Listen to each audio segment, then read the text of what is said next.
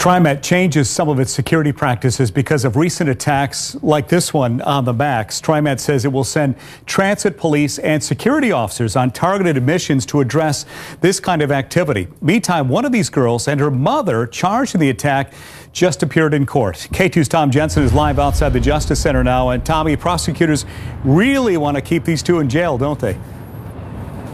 They really do. They argue that they're a threat to the community based on what went down. A family allegedly beating a child on a Max. It's hard to dispute what the video shows. 38-year-old Selena Harris covers her face as she stands before a judge. It's not her first time in jail or behind the glass at the Justice Center. She has a significant criminal history, is what Ms. Harris does, including 8 felonies and 9 misdemeanors. One of those convictions was an assault, but Harris now faces a charge of hindering prosecution. According to court records, Harris lied about where one of her minor daughters was, saying she wasn't at home. It goes on to state officers knew that was not true. Prosecutors say the teenager was at home with Harris, and undercover officers watched her exit the residence. The victim talked to K2 earlier this week about the beating. It felt like it was for 5 minutes. It felt longer than it was. It may have been 10, 20 seconds, but it felt like forever. And Harris's adult daughter, 18-year-old Rakisha Burns, is charged with that assault, among other things, for her part in the attack. Her 2 half-sisters, just 13 and 16, face the same charges in juvenile court.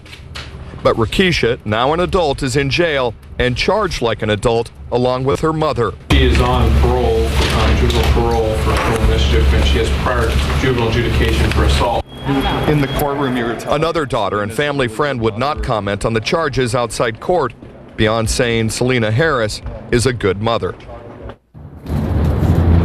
Mother and daughter remain in jail here at the Justice Center tonight. The 2 minor daughters are being held at the Juvenile Detention Center. We're live in the downtown outside the Justice Center. Tom Jensen, K2 News. We have heard from a lot of you wondering why this isn't being handled as a hate crime because the 14-year-old girl who was attacked is white. In fact, on that video, you can hear the attackers using racial slurs. On your side, investigator Dan Tilken took that question to police and the prosecutor in the case, and they say the attack doesn't fit Oregon's hate crime criteria, Dan? It all comes down to intent. The prosecutor told me they had to look at why the attack happened in the first place, but people feel strongly about that decision not to charge a hate crime. Should the Max beating of the 14-year-old girl be a hate crime? On Talk Radio with Lars Larson. This is a typical example of what I call reverse justice. She told us that these girls were shouting white girl at her. White girl's got an attitude. People were outraged at what happened and what was said to Carly Buckland. Saying like rude remarks towards me. The racial slurs are hard to pick up in the chaos.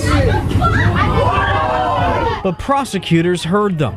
Why they didn't charge a hate crime. The big question here is the bias motivation. Was the topic of PSU professor Randy Blazak's class on hate crime. It has to be about the base motivation for the crime itself. Say there is a fight between a blue person and a green person over money. And if during the fight the blue person says, "I hate green people," that's not a hate crime. That's because color wasn't the cause of the fight. I hate blue people. It's the example Professor Blazak used as his class debated where to draw the hate crime line. She didn't call her a white girl until afterwards.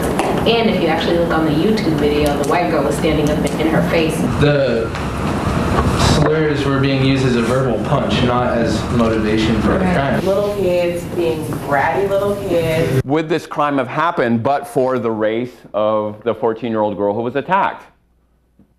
It's possible. The detectives in the case had 2 deputy district attorneys review the evidence independently. I'm told both reached the same conclusion, and the conclusion the victim's race was not the reason for the attack. So if they'd said, because you're white, I'm going to beat you up, different story. Right. It came up during the attack. Gotcha. Dan Tilken, thank you.